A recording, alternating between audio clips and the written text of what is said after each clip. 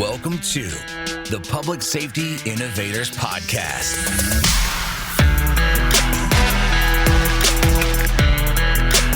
Connecting you with experts and trendsetters who are leading innovation in law enforcement, private security, and personal protection. And now, your host, Adam Wills.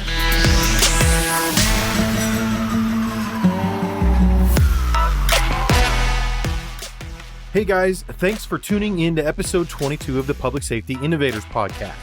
Today is another solo episode, and I want to talk to you about the single greatest threat to your copreneur journey.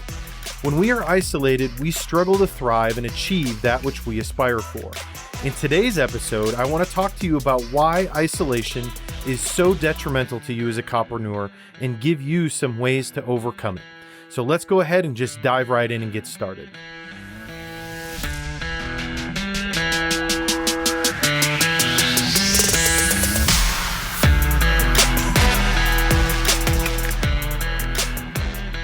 Feeling isolated sucks. Now, we would have all agreed to this even before last year. And I don't really feel like talking about the C word right now because, quite frankly, I'm tired of hearing about it. I'm tired of dealing with it. So we'll skip right over that. The reality is this last year really demonstrated for a lot of us just what isolation really feels like. We all were separated from each other, forced to do things in an online environment, staying away from each other, and we've all really just experienced firsthand now what isolation really is like. So now more than ever, you can understand what isolation really is. A sense of feeling like you belong is one of our most basic human needs. It's something that we all need to experience in order to be successful. And entrepreneurship is an inherently lonely endeavor. Being a copreneur often means that you are starting off a solo business. You are a solopreneur, and you're trying to mete out an idea and determine whether or not you have a successful business to be made from it. So we find ourselves isolated just by nature of the fact that we are an entrepreneur and trying to start something new. Combined with the pressures of starting and setting up your business, you are the leader of that business. You're the accountant, you're the salesperson, you're the marketing team. The buck stops only with you. Everything becomes your responsibility. You have to do it all. You're wearing multiple hats. You're juggling all of these roles and responsibilities. And there's really nobody to bounce those things off of. There's nobody to bring in as part of the inner circle to help you achieve those things. And that becomes inherently lonely and isolating. Working from home compounds that challenge. And depending upon where you are in your copreneur journey, you are likely to some degree working from home. That is probably most likely the case if you're in the beginning stages of your copreneur journey, or if you just have the type of business that, doesn't require you to have office space, or maybe you haven't started building an in-person team yet. Working from home is inherently isolating. You're likely communicating mostly via technology rather than in person. And many of you that are still on the job, you've likely struggled and battled with this last year as well. I've heard of a lot of law enforcement agencies that are doing virtual briefings now and things like that. And I can't personally imagine or understand how you build a team environment and how you can collaborate and bounce ideas off of each other and share information as effectively by doing a virtual briefing. But nonetheless, the challenge here is that the opportunity for creating new relationships is diminished. And I can tell you from my own experience, working from home, I get sucked into my work. My office is just 10 paces from wherever I'm at in the house. And if I'm feeling like I'm behind in things, or maybe I'm just really motivated or excited about something new that I'm working on and I want to get out there, I get sucked into my work and I'm a lot more willing to push my hours beyond what I really should, skip lunch, work after kids are in bed at night. And so we get sucked into our work and it just becomes more and more isolating. Now, I've got to share with you a little bit of my experience in starting my own copreneur journey and just the isolation that I felt during that phase of time. I can remember one of the very first things I did after I made the decision to leave law enforcement and start my business full-time, doing marketing strategy and web design. And this wasn't something that was brand new to me. I mean, this was a business that I had, at least in some shape or form, been doing for a little while and knew that I was going to take full-time for a fair period of time. And so one of the first things I did after I actually was done, I left my law enforcement career and I started this business full time, was to go to the Denver Digital Summit. So the Denver Digital Summit is an in-person summit in Denver where thousands of marketers come together and there's breakout sessions that you can learn from in different areas of marketing. If you want to learn more about social media marketing or creating captivating lead generators or copywriting or whatever it may be, there's all these different sessions that you can go to. And there's a vendor show where you can connect with different companies that can help you help other people as far as your marketing strategy is concerned. And so anyway, I went to this digital summit and I think this was like only a month or two after I was no longer with the sheriff's office. And it was awkward. There were, like I said, there were thousands of people there. And I thought, going into this, I tend to be a pretty, I won't say extroverted. I lean towards the side of extroversion. I have no problem communicating. I don't mind talking to people that I don't know and just walking up to them and getting to know people and having small talk. And so I thought for sure, I'm going to go to the summit. I didn't know anybody else that was going, but I thought, I'll fit in, I'll feel confident, I'll feel comfortable, I'll be able to connect with people. And I did connect with some people, but my overall assessment of things was that it was awkward. I looked around me and I was like, man, these people are weird. Like there's nothing that I have in common with any of these people. Coming from a 15-year career in law enforcement where there's this camaraderie, this brotherhood or sisterhood that exists, it was just very different to me. And I felt very disconnected. I felt like I was separated from my tribe and, separated from the pack. And I didn't really know how to deal with that. It was strange to me. And I thought, man, is this really the right decision? I started second guessing my decision for starting my business and what I was setting out to do, because I thought, you know what? I don't fit in. I don't fit in with these people. This isn't my tribe. This isn't my group. And I wasn't sure that was really what I ought to be doing. I struggled even after that for several months. I would even say to some extent, this is really something I still struggle with. And that's that I felt like there was a lack of purpose. I think you can all understand how being a cop gives you a sense of purpose. I mean, really, none of us get into it because we're looking to make a lot of money. If we did, we wouldn't be doing it, right? I mean, there's something deeper there. There's a sense of desire to help the community, to do something good, to get up every morning and say, yes, I know that I am going out and I am accomplishing something that is good today.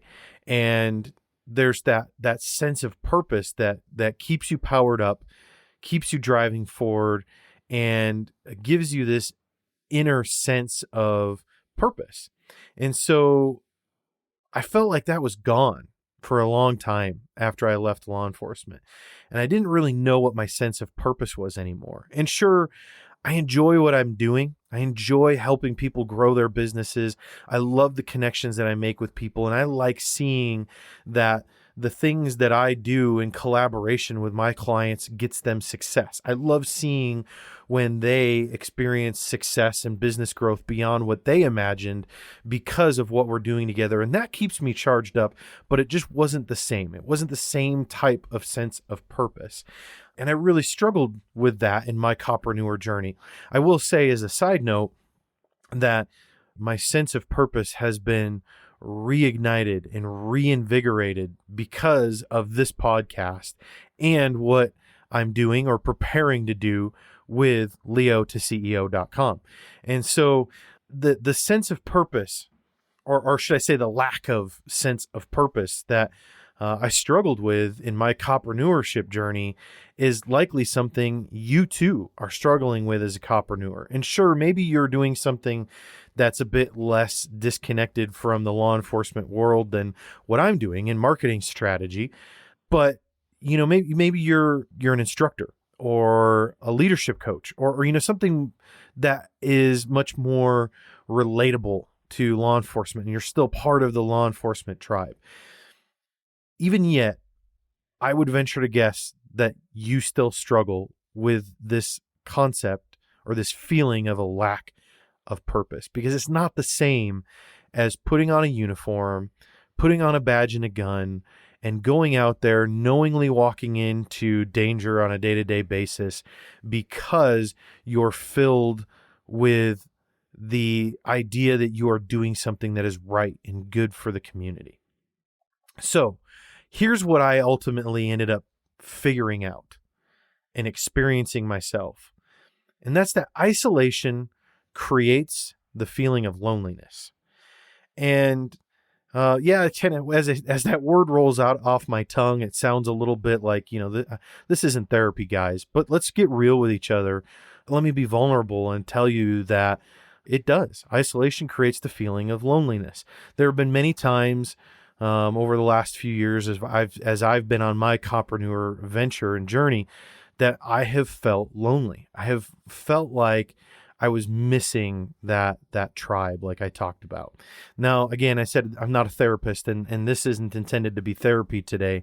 I just want to be real with you, and I want you to know either what you are likely going to face as a copreneur or what you maybe are already facing, and how we can some ways that we can overcome that.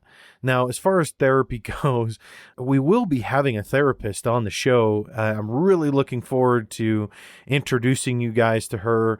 She is an incredible, incredible person. She is no BS and loves working with cops and vets. That's all she does. And so we're going to do a 3-part series where we're going to talk about things like isolation and loneliness as far as in your copreneur journey, as well as just on the job for those of you that are still on the job. But anyway, let's move on. Here's what I have to say about loneliness. Loneliness is a self-constructed assessment that an individual makes based on their own psychological and social needs. What do I mean by that? What I mean is loneliness is a feeling that is based on your outlook and perspective. It's not based on anything else. It's not based on your situation or your circumstances. It is all psychological. It's about how you view things. It's how you choose to look at your circumstances.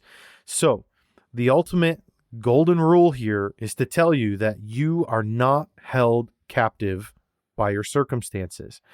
Just because you're separated from your tribe, just because there's a change in your life circumstances, does not mean that you are in fact isolated and lonely.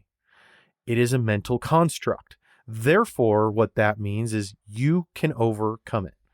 You have the ability to overcome that feeling of isolation and loneliness. Now, loneliness, the big problem here is that loneliness and isolation affects your productivity. And so it becomes self-reinforcing, if you will. It becomes a norm that you just get used to. You start to tell yourself, I'm isolated and I'm lonely. And eventually that becomes the actual reality. You self-reinforce it. and it becomes the norm. And what that does is it makes you become more sensitive to things, distrustful, and socially inept. And it makes it more challenging for you to create meaningful connections. I think you can see exactly how that will be detrimental to you as you are trying to start and or grow your own business. Obviously, you can't be sensitive to criticism. You have to be willing to hear feedback. You have to be willing to know that when people tell you your idea stinks, that it's not necessarily because they dislike you or want to see you fail. You can't be sensitive to those things. You have to be willing to take that feedback and pivot and adjust your trajectory. And so you can't be distrustful of everyone. You can't look at the relationships you build as a business and think everybody's out to get you. Here's the thing. We're social creatures, right? And we need to have interaction. We need to have interaction with people because that interaction creates inspiration. And so without interaction with others, we end up lacking inspiration. Very few of the good ideas I have are something I just came up with on my own without any sort of external input. The ideas that I have that are good and successful are often because I see or hear things that other people are doing, and I either say, wow, that works. I need to figure out how to make that work for me. Or, it's because seeing a challenge that's being presented to somebody, seeing a problem that they're facing gives me an idea for a solution. Or the opportunity to communicate with other people and say, here's what I'm thinking of. Is this viable? Is there a use for this? Does this solve a problem? And hearing people's feedback, because a lot of the time the feedback is, it might be yes, it might be absolutely, that's a great idea. You should do that. And that solves a problem. On the opposite end of the spectrum, it might be, no, that's a stupid idea. And that's not going to solve a problem for anybody. You should quit wasting your energy on that. Or somewhere in between, it might be, you know what? The concept is there, but maybe you haven't thought about this yet. Maybe you need to add this in. Maybe you need to take this out, right? We are social creatures and we need that social interaction in order to help our own success in our business. We need to be able to bounce ideas off of people. All right, so we can obviously recognize where isolation becomes a problem. So what do we do about it? How do we overcome isolation as a copreneur? And I would even say more specifically in our given circumstances because of the stupid C word. So really, the first thing I would tell you is that you need to change your habits. You cannot do anything about your circumstances. You cannot do anything about the environment. You can only affect you, your habits, and your mindset about it. And so here's some things that I have found that have really been beneficial to me. And that's to first force yourself to find social opportunities, wherever those may be. Now, depending upon your circumstances, you may have more or less opportunity for that. But do things like find groups that you can get together with. I mean, no matter where you live, there are still groups getting together in some way, shape, or form. And, there might be some other, restrictions in place around how many people you can have or whatever all the other stuff is. But you can still find ways to get together with people. And I know it's more uncomfortable than it used to be because I'll tell you, going out and wearing a mask, it ruins my desire to go do anything. I don't find it a whole lot of fun. In fact, most of the time when I think about it and, all these rules and restrictions, I'd almost just rather stay home. I really don't want to go out and deal with that stuff. But you have to force yourself to go out and find social opportunities in person if you can, but you can also find other virtual opportunities. Now, I know I ragged on virtual stuff earlier, but in the absence of opportunities to be with people in person, virtual opportunities are the next best thing. And there's different levels of quality of virtual environments that you can connect and collaborate with people on, but find groups to join. These can be Facebook groups, LinkedIn groups. There's all kinds of different opportunities out there to join different groups of like-minded people. The one thing I would tell you to be careful of and be mindful of as you go out and look for groups of people to connect with is to make sure that it's not an echo chamber. Obviously, the biggest thing that I mentioned earlier that is the advantage of being with other people is the idea that you get other ideas from people that you didn't have on your own. Well, if you're part of an echo chamber, the chances of you getting those ideas obviously is diminished. So one of the things that I've decided to do this year is I am forcing myself, because I work from home, I am forcing myself to go out at least once every couple of weeks and find a coffee shop that I can work at or a co-working space and just get out of my home office, go and see other people, enjoy conversations with people I don't know, and just get out of the comfort zone, get out of the bubble, if you will, and get exposed to other opportunities to connect with human beings.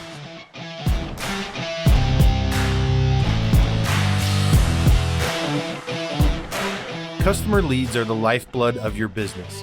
Without them, you will not survive. The single most important thing you must know about leads is that you must qualify them before you ever even spend a minute of your time with them.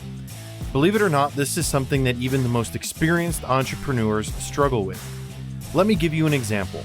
When I was under sheriff, one of the most important responsibilities I had was hiring people to fill positions within the sheriff's office. I've sat in on more interviews and oral boards than I can possibly count. Of course, we had a very standard set of characteristics we were looking for, no matter what position we were trying to fill. But each position we hired for, whether that was patrol, jail, admin staff, or command staff, had a very specific and unique set of traits and qualifiers we were looking for. And our application process was such that we eliminated the bulk of our applicants before they ever even sat in front of the panel.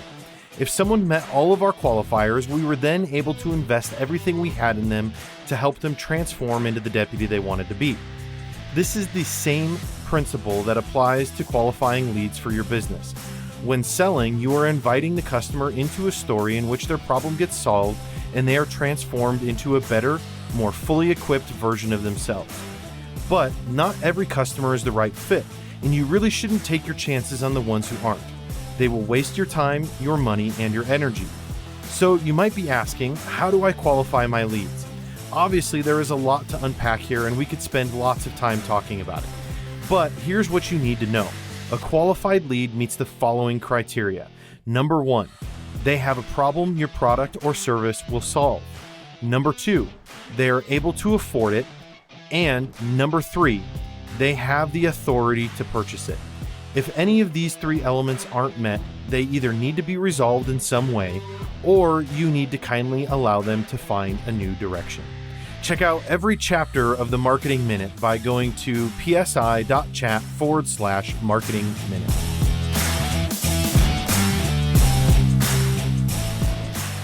It's become apparent to me over the last, I'd say, couple of months that people in general are just craving a sense of community right now. And that's for obvious reasons. But I mean, I think in general, we all want a sense of community. We want to know who we can connect with, where we're safe to share our ideas and get feedback on them. And so I got to tell you a story about an experience I had last week. Last week, or maybe it was a couple weeks ago now, as you guys are listening to this on the show, but I'll say a couple weeks ago, there was a virtual summit, the Business Made Simple Summit. Now, leading up to the Business Made Simple Summit, I was sharing the Business Made Simple book with a bunch of people. And several of you on the show have gotten the book from me. Many of you have reached out to me and asking for a copy, and that offer is still open. If anybody wants to reach out to me and ask for a copy of the Business Made Simple book, it's 60 days, kind of devotional style, where you can master leadership, sales, marketing, execution, management, personal productivity, and more. And This book is phenomenal. It is everything you need to know to successfully start, run, and grow a business. And so I started handing out these copies of the books, and StoryBrand, the company that I'm certified as a marketing guide with, put on a virtual summit, the Business Made Simple Summit. And so I started inviting all of these people that I was sending books to attend a VIP chat room during the summit. That was just people I invited. And as we got together, there wasn't a ton of us. I mean, I think there was maybe 10 people in the chat room out of all the people I invited, which, I was happy with. But what was really cool is what happened in that chat room. The engagement in that chat room was huge. It was on fire. Everybody was chatting back and forth and sharing ideas and sharing their challenges, their wins. People were being vulnerable with each other. And it was really neat to see the sense of community that blossomed there. And everybody just came together. But what I noticed afterwards as I thought about it, everybody that was in this group, they really came around a singular purpose. Even my clients that weren't former cops themselves, weren't copreneurs, they still all in some way, shape, or form had a connection to public safety, law enforcement, or military. So some of them are serving specifically other people in military and law enforcement themselves, either directly through their services or to charities and that sort of thing that support law enforcement or military. Everybody really was around that singular purpose of supporting public safety and military. And I thought that was kind of neat because it created a diverse group, but it also created an environment where everybody had a similar mindset at the very least. And so the engagement was just huge. It was off the charts. In fact, there were people making comments during the chat that they were paying more attention to the chat than they were the actual summit. And they were glad that there was going to be a replay of the summit. And so what I realized afterwards was that this little community had huge impact. In fact, somebody, shout out to Mark Baxter, who's probably listening to the show, reached out to me afterwards and said, I met more like-minded people in the last 2 hours than I have met in the last 2 years. And that was powerful. And it was in that moment that I read that email from Mark that I came up with this title for this podcast. And actually, it wasn't intended to be a title of the podcast. I wrote it down as a new mantra that I felt like needed to be repeated. I jumped up out of my chair, I wrote it on the whiteboard, and that was isolation is the enemy of excellence. And it was then in that moment I realized just how big the problem of isolation really is in our copreneur journeys, and that there really needs to be a solution to this problem. People need a place to come together. Copreneurs need a place to come together, share your ideas, ask questions, and get resources to connect, collaborate, create, and communicate together. The reality is Facebook and other platforms suck. They're horrible. First of all, I don't trust Facebook at all with my privacy or yours, which is why I refuse to set up a Facebook community. If you've been listening to the podcast for a while, you've heard me talk about Leo to CEO. And I haven't really put a lot of clarity into what Leo to CEO is or what it's going to become. And truthfully, that's because I wasn't 100% sure. I'm still not 100% sure. I'm a lot more sure now than I was, thanks to a lot of the feedback that I've been getting from everybody, from you guys. I've been getting lots of feedback. I've been listening to feedback and ideas from all of you, and I've been searching for a way to serve copreneurs through Leo to CEO in some way, shape, or form, to fulfill and meet a need and fix a problem that you guys are commonly facing. It became apparent to me in all the discussions that I've had with you guys thus far that the first problem that needs to be solved is community.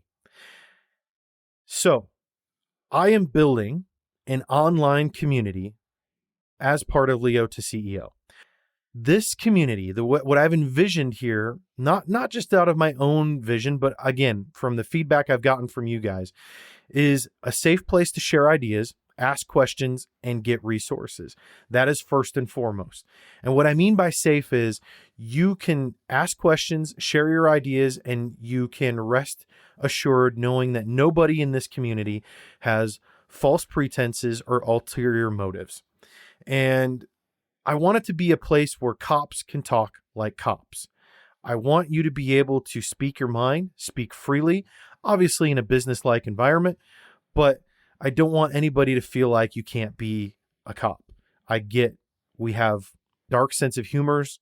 We just look at things differently. That's just part of what happens when you're in a career in law enforcement. All right, the next thing that I want this community to reflect, I want it to be an asynchronous environment. In other words, what I want is for this to be a post and thread type environment where you post something and people respond to you in a thread. And vice versa. So it won't be like a real-time chat, because real-time chat, it's hard to keep up on. It's hard to be involved in, because if you're not there in that moment, you miss out on things. An asynchronous environment, you can log in and, catch up on things at your freedom and find the things that are most beneficial to you as resources.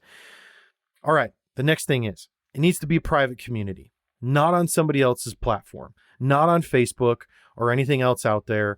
This is going to be my own platform that'll be private. Nobody is stealing your information. Nobody is using the information to remarket to you. It is purely just a private online community. Lastly, this community needs to be an exclusive community, only for people who are serious about starting or growing their post-Leo business. No looky-loos. People will be screened to have access to the community. And by exclusive, I do mean paid. I'm still figuring out exactly what that looks like, and I would love to have your feedback, but this will be a paid community. There are going to be amazing resources in here. I have huge plans for what to do with it. And the people that have already agreed to be part of this are going to be sharing valuable information that it is going to be worth every penny you pay for it. I guarantee you. So that's my vision for a private community for all of you copreneurs out there. And I want to encourage you to reach out to me and be part of this new community as we grow it together. Now, as I mentioned, the community is just the first action item for leo2ceo.com. I have other plans for it as well. And so I want to share with you just a little bit about what's coming up. So here's kind of my list that I'm going to spitball to you about what I have planned for the future of Leo2CEO that is going to tie in with the private community. So I'm planning to do mastermind groups where these will be small groups of 5 to 10 people where we will get together for a 3-month period of time, once a week, get together on virtual Zoom meetings to share the challenges that we're facing growing our business and set action items for each other, share resources, and encourage each other and hold each other accountable to actually achieve the goals that we set out. The next thing is mini courses. I plan to create several mini courses over time to cover things like marketing and strategy and business practices and really anything else, whatever else becomes in demand from you guys as this community. Lastly, my other big plan is to put together a virtual summit. So I've already started gathering a list of people to be a part of, to be presenters in this virtual summit.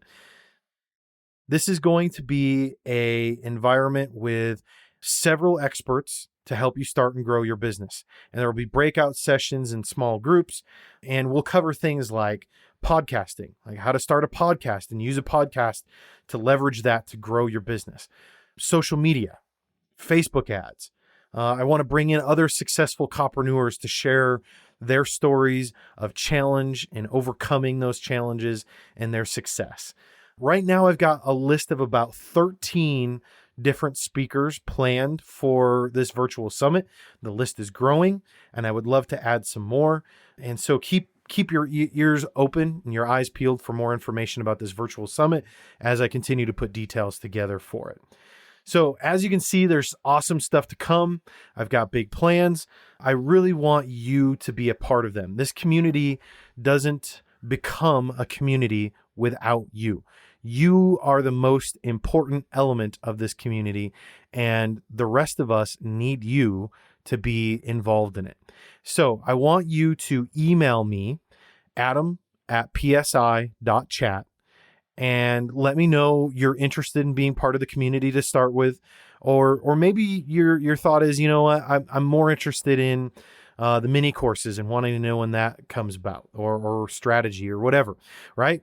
So go ahead and email me at adam@psi.chat, or DM me on LinkedIn, or you can go to leo2ceo.com and you can fill out the contact form there, and I will add you to my list and follow up with you.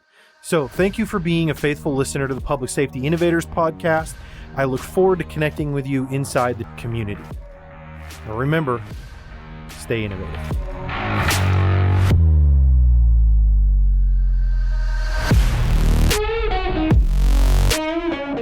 Hey, thanks for sticking around till the end of the show. If you enjoyed this episode, please consider leaving a review at psi.chat/review. I would love to hear your feedback, and it will also help other public safety innovators like yourself find the show. Be sure to check out the show notes for this episode. Just go to psi.chat, click on episodes, and search this episode number, and you'll find all the links, descriptions, and resources we talked about. And if you haven't already, make sure you subscribe, and you'll be notified when the next episode is live. Thanks again for tuning in, and I'll catch you guys on the next episode.